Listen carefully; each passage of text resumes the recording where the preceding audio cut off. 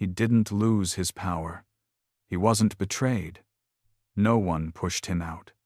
So why did he choose to remove everyone from his own life? His brothers, his son, one by one. Why would a man at the absolute peak of success decide to cut off his own family? Warner Brothers dominated Hollywood. His name was everywhere in America. No one questioned his authority. So what was still not enough? This house was built to prove that someone had won. But the closer you look, the more it resembles a sentence, carved in stone. Beverly Hills, nearly 10 acres, high fences, locked iron gates. Why does someone who has everything need so many layers of separation from the outside? This is one of the most powerful homes in Hollywood. From the inside, it ends in silence. Why does an industry as loud as Hollywood end in absolute quiet? In his final years, Jack Warner lived here, among antiques, priceless art, and rooms too large to fill. Beside him stood the wife who stayed. But those who carried the Warner name, the ones who were expected to be there, never appeared. Why were there no brothers? Why was there no son? Why did no one come back? Not because of distance, not because of time. So what was cut so deeply that it could never be repaired? This house was once the center of Hollywood power, a place where movie stars, politicians, and media tycoons gathered. But when the lights went out, what remained was not glory. Why does greater power leave behind greater emptiness? This video does not ask what Jack Warner built. It asks, why are some victories only possible by eliminating the people closest to you? And if a family oath is created to protect, why is it always the first thing to be broken? To answer these questions, we have to go backward. Before Hollywood, before money, before fame, back to a poor village in Poland. Why did four brothers who once swore never to turn their backs on each other end in lifelong silence? In Eastern Europe at the end of the 19th century, Jewish families did not ask, "What will tomorrow be like?" They asked, "Will tonight be safe?" In regions controlled by the Russian Empire, Jewish communities lived under constant surveillance, legal restrictions, and the threat of sudden violence. You did not need to break the law to lose everything. You only needed to be in the wrong place, on the wrong day. In Krasnozielsk, a small town in what is now Poland, Benjamin Warner made a living repairing shoes. It was not a profession that promised a future. It was only enough to survive. Until the family grew larger, and survival itself was no longer guaranteed. In 1889, Benjamin put his family on a ship bound for America. They arrived in Baltimore with little money, little English, and no one waiting for them. America, at that moment, was not a dream. It was a test. Benjamin did everything he could. He repaired shoes. He sold goods door to door. He opened small shops, then closed them. The family moved again and again, until they finally settled in Youngstown, Ohio, a steel town where factories consumed the labor of an entire city. The Warner children grew up surrounded by the sound of machines, the smell of metal, and the exhaustion of a father who refused to give up. And one day, Benjamin gathered his sons. He did not speak about money. He did not speak about America. He spoke about survival. He asked them to promise one thing, that no matter what happened, they would stand together. Because in a world that offered them no real opportunity, family was the only asset they possessed. If that rule was kept, they could go far. If it was broken, everything else would be reduced to numbers on a page. The four sons received that promise in four very different ways. Harry, the eldest, accepted it as a moral obligation. He believed order and principle were what kept people from falling into chaos. Albert saw the promise as a system. Everyone had a role. Every mistake had to be corrected before it spread. Sam saw it as an opportunity. If the family stayed united, they could take risks. With the future. With technology. With ideas no one else believed in. Jack, however, was different. Jack did not see the promise as a boundary. He saw it as a launch point. Something that allowed him to move faster, louder, and farther than anyone else. 4 personalities, 1 promise. A family stepping into the 20th century. None of them knew that this promise would one day become the most repeated line in their story. When it was finally broken. And from here, the story begins to accelerate. Every Hollywood empire likes to say it began with vision. But for the Warners, it began with a bedsheet.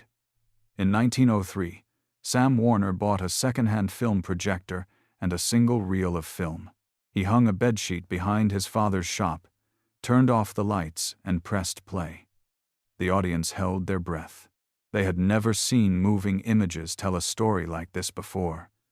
Each screening cost 5 cents. A small amount, repeated often enough. From that moment, Sam understood something essential. Cinema did not need to be beautiful.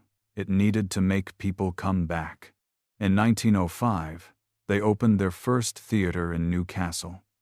They called it the Cascade. 99 seats. Not for aesthetics, but for the law. 1 more seat would have triggered fire safety regulations they could not afford. 99 seats allowed them to survive in the gray zone of the system. This was when the Warner family learned the most important rule of the entertainment business. The law is not meant to be broken. It is meant to be approached as closely as possible. But a single theater was fragile. If producers cut off the supply of films, everything would end. So they moved into distribution. They bought films. They rented them out. They controlled the flow. Harry controlled the money. Albert controlled the schedule. Sam controlled the machines. Jack controlled the audience. Each had a role. No one was expendable. In 1918, the name Warner Brothers Pictures officially appeared in Hollywood, but to the major studios, they were still outsiders. Low budgets, high risk, failure always close. Then Rin Tin Tin appeared. A dog, rescued from the battlefields of Europe, unexpectedly became a box office star. At a moment when the studio was running out of money, films starring Rin Tin Tin pulled audiences back into theaters. For a brief period, the fate of Warner Brothers was tied to an animal. That success kept them alive, but it did not put them on top. And at that moment, standing at the edge of collapse, a decision was made. A decision that, if wrong, would erase Warner Brothers from history. And if right, Hollywood would never be the same again. But this is where the story turns. Hollywood in the early 1920s was a silent world. Audiences were used to reading words on a screen. Music came from the orchestra pit, not from the film itself. Most studio heads believed that spoken voices would break the magic of cinema. They did not want risk, and they did not need risk. Sam Warner was different. He saw the future in unfinished machines. A system called Vitaphone, which allowed sound to move in sync with images, even if it was imperfect. Other studios laughed. They said audiences did not need to hear actors speak. They said the costs were unacceptable. But Warner Brothers had no safe option. Either they innovated, or they disappeared. Around 1926, they poured their money, their reputation, and their entire future into Vitaphone. The investment was large enough to push the studio toward a liquidity crisis within a short period of time. By 1927, Trade papers began asking whether Warner Brothers would survive to the end of the year, and at that moment, the jazz singer went into production. It was not a fully talking picture, but it was enough to change how audiences experienced cinema. Behind the scenes, Sam rarely left the machine room. He checked every recording, every synchronization. His body began to fail. Severe headaches, dizziness, bleeding. The diagnosis came too late. The infection had spread to his brain. On October 5, 1927, Sam Warner died. The next night, at the premiere, Al Jolson spoke. "You ain't heard nothin' yet." The audience erupted. A new era began. And one man was not there to see it. The man who created the future died just before the future found its voice. Warner Brothers survived. Then it rose. But from that moment on, this family was never the same again. But this is where the story turns. After the success of the jazz singer, Warner Brothers entered a phase that very few studios ever reached. They were no longer challengers. They became one of the studios shaping Hollywood itself. Their theater network expanded across the United States.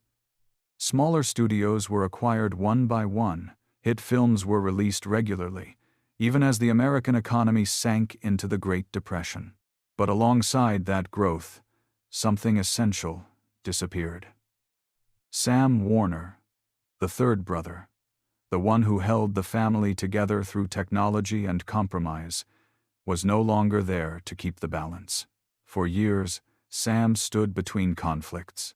He softened the differences between Harry Warner, the eldest brother who believed in principle and social responsibility, and Jack Warner, the youngest, who became increasingly focused on personal power and creative control. When Sam died, no one replaced that role.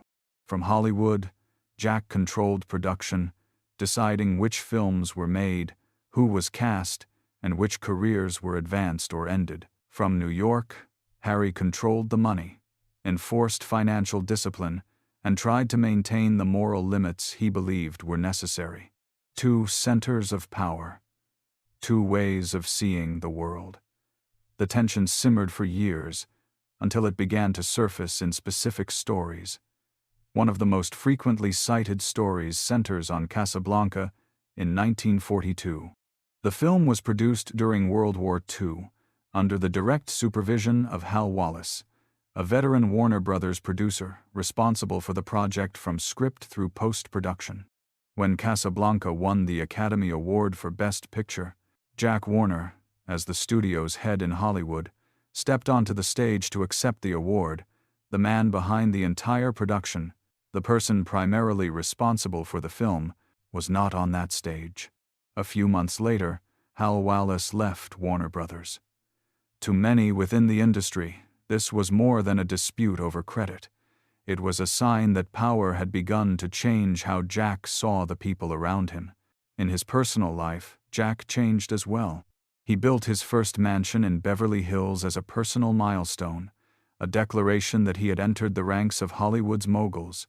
But behind those walls was a secret relationship that lasted for years. Ann Page, a young actress, entered Jack's life while he was still married. The relationship remained hidden until it resulted in the birth of a child in 1934. The scandal could not be concealed. The divorce that followed caused a deep rupture within the Warner family. Harry Warner and Albert Warner, the second brother responsible for operations and distribution, refused to recognize Ann. They cut off contact with Jack for an extended period of time. Jack chose a different path. He married Ann, severed ties with the past, and began building a private world where power allowed him to decide who stayed and who was pushed out. There are people who grow richer and grow more desperate to be loved, but the way they demand love is through power. The empire continued to expand. But from this point forward, the Warner family no longer moved in the same direction. This decision changed everything. When paradise is built from loneliness, when Jack Warner decided to build his new home in Beverly Hills, he did not renovate the old one. He demolished it entirely.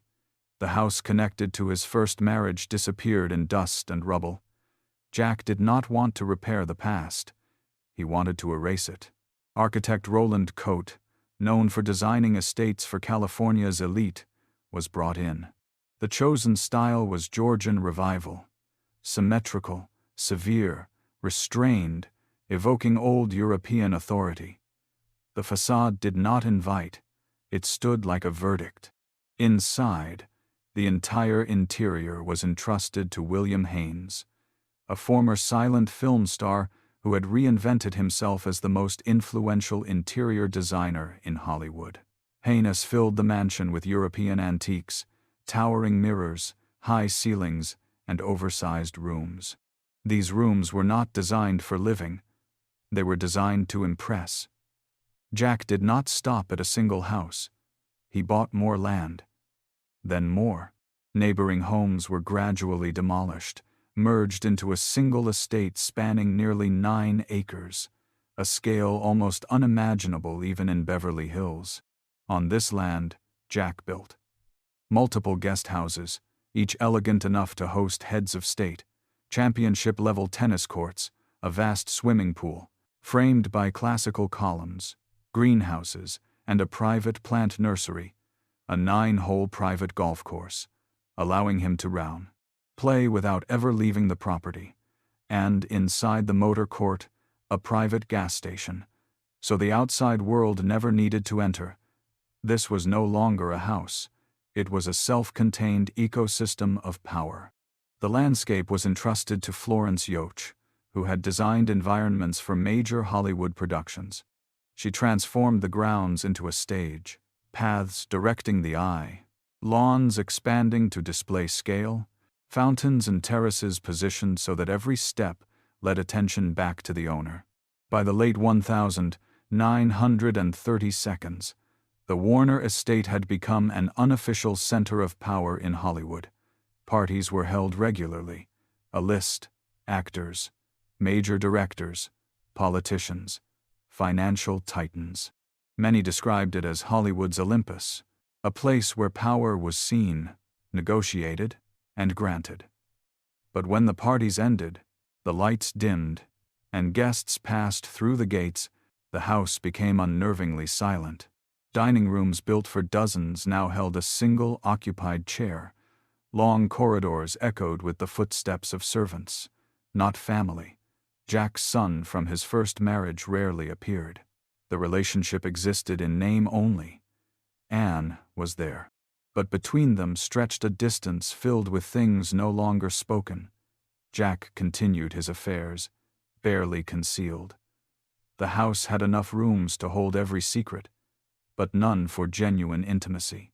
The more perfect the house became, the less laughter it contained, because it was not built to be lived in. It was built to win. And in that victory, Jack Warner began to enter a kind of loneliness that no party could ever erase. This decision changed everything. There was a time in Hollywood when people were not afraid of box office failure.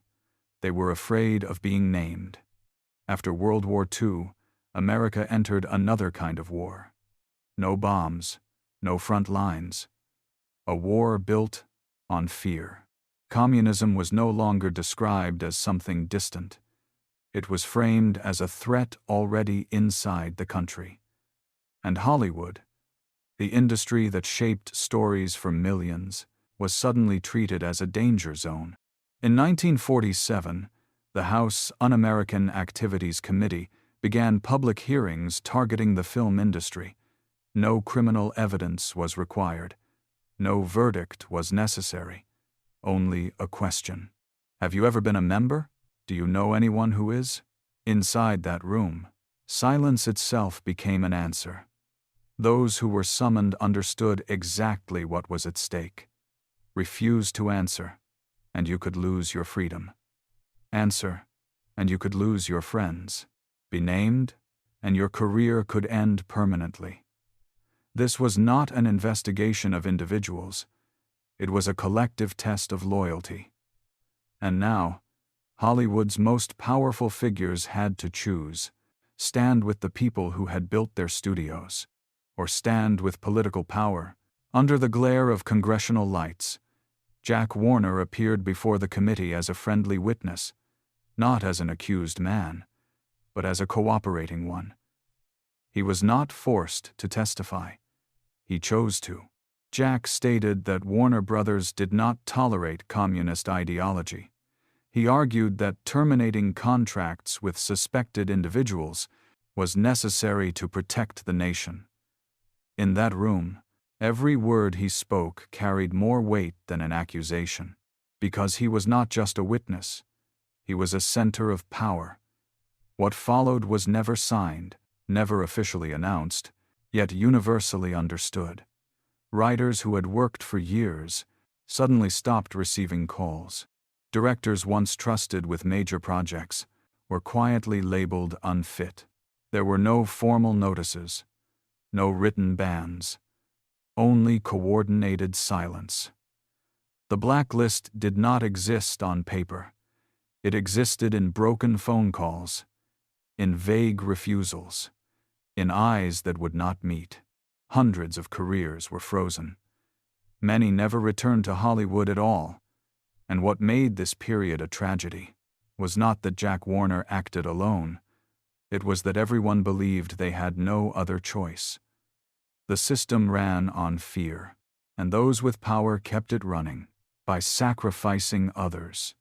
Jack Warner kept his studio, kept his position, kept his authority.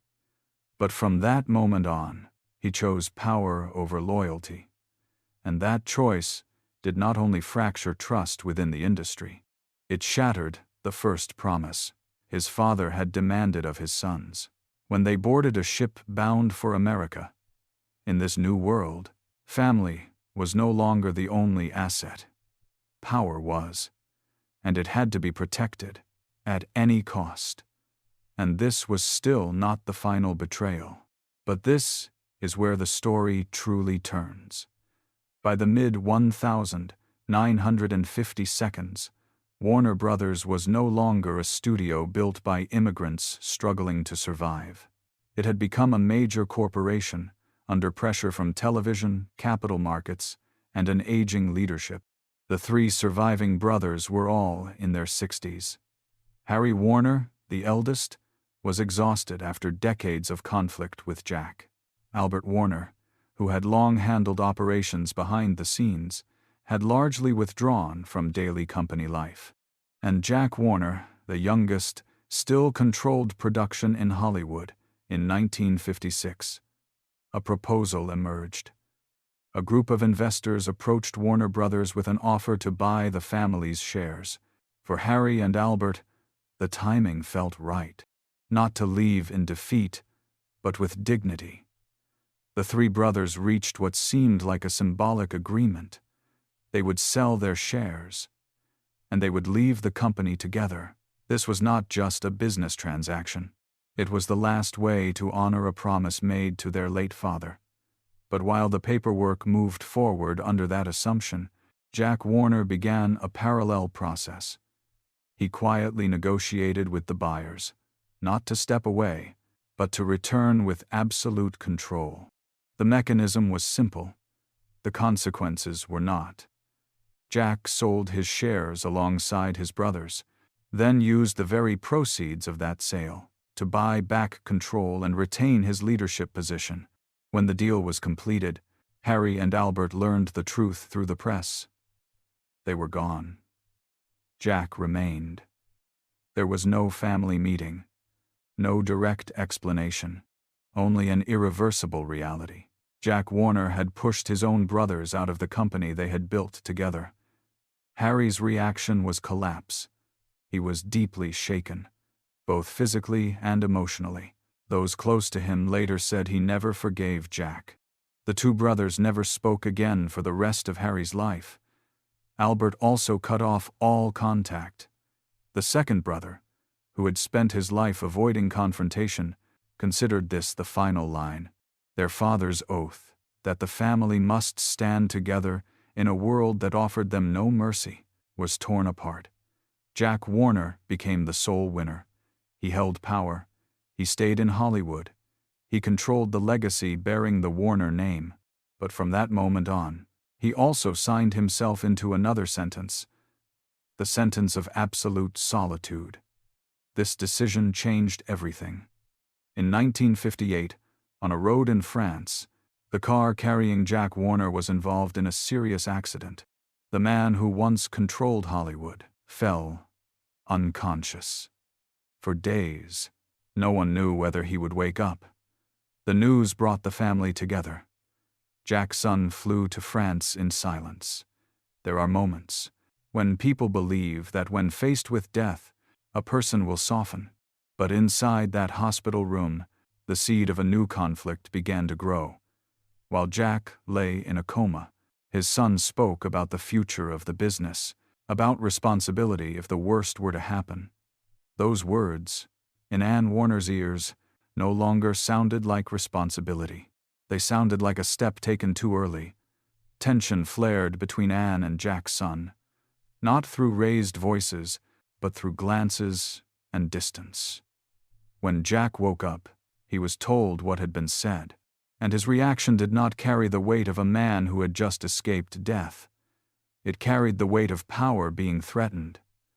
Jack exploded in anger. No questions. No conversation. He fired his son from Warner Brothers. The order was immediate. Security was mobilized. Doors were closed. The son was blocked from the very world he believed he belonged to. From that moment on, the father and son relationship no longer existed as it once had. Jack Warner survived, but instead of reconciliation, he chose to end it. Some people soften after surviving death. Jack used that survival to sever the final thread. Family was no longer a place to return to. Only power remained, and a man standing alone behind it. But this is where the story becomes irreversible.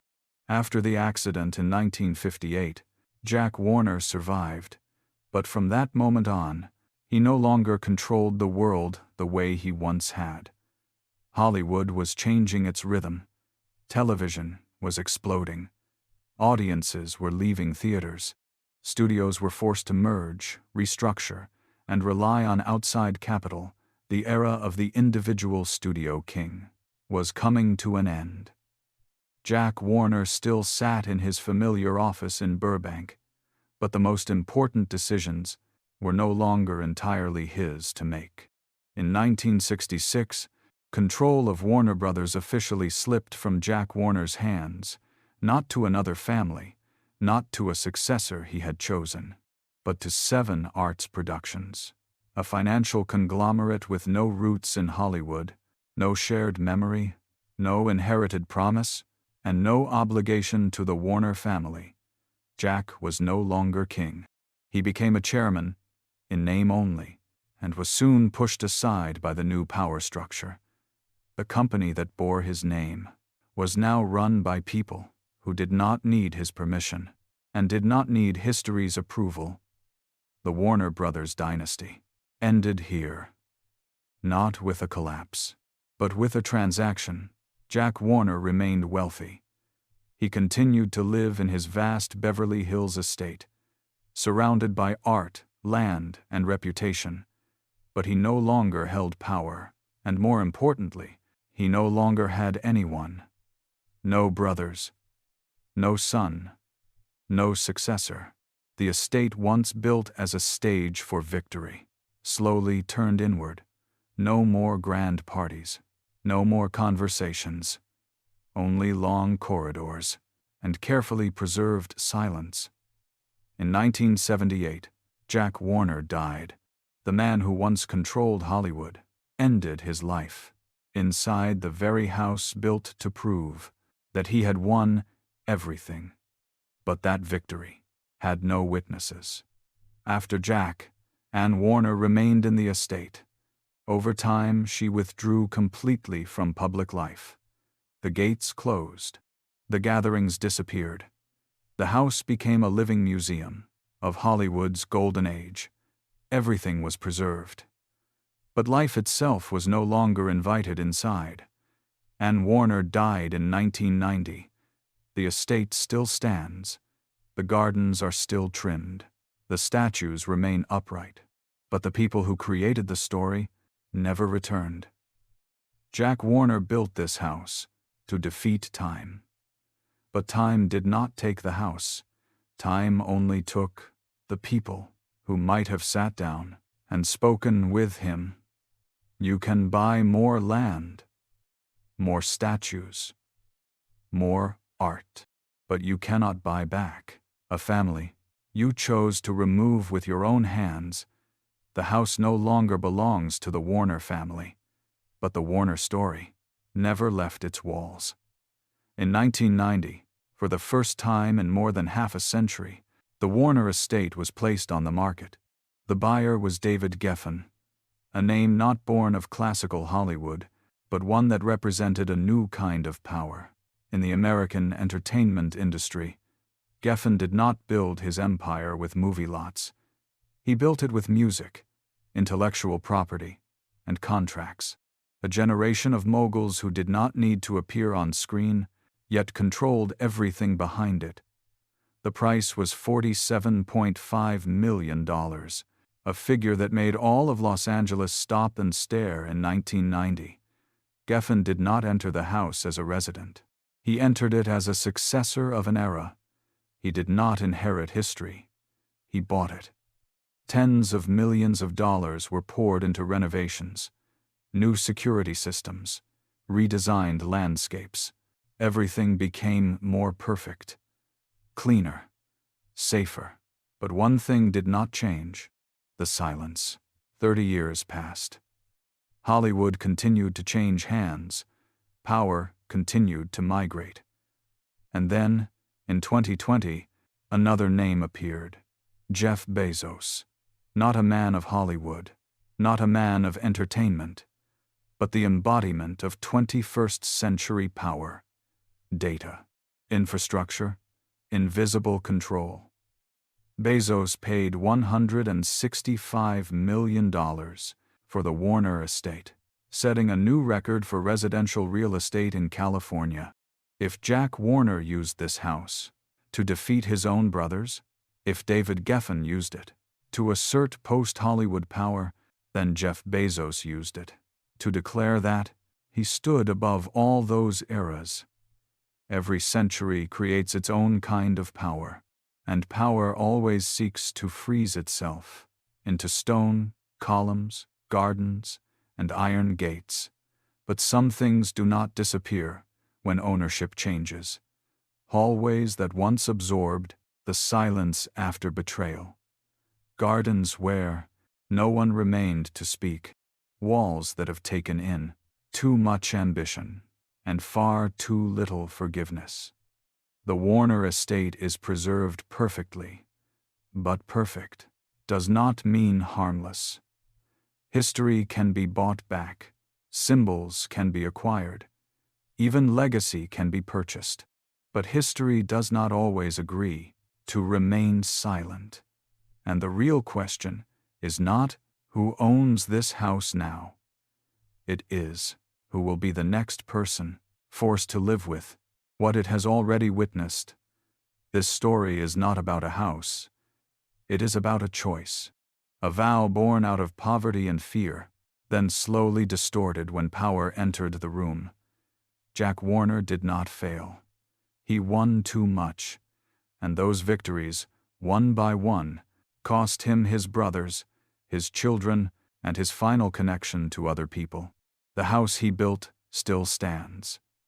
Bigger, more valuable, passed on to men with even greater power. But each time ownership changed, the story inside never did. Success without love is an empty room. Power without conscience is something that slowly consumes itself. Some legacies are not measured by what is left behind, but by who no longer wants to come back. And some victories are only fully visible when no one is left standing beside you to witness them. If one day you achieve everything you ever wanted, but lose your family and the relationships that mattered most, would you call that a victory?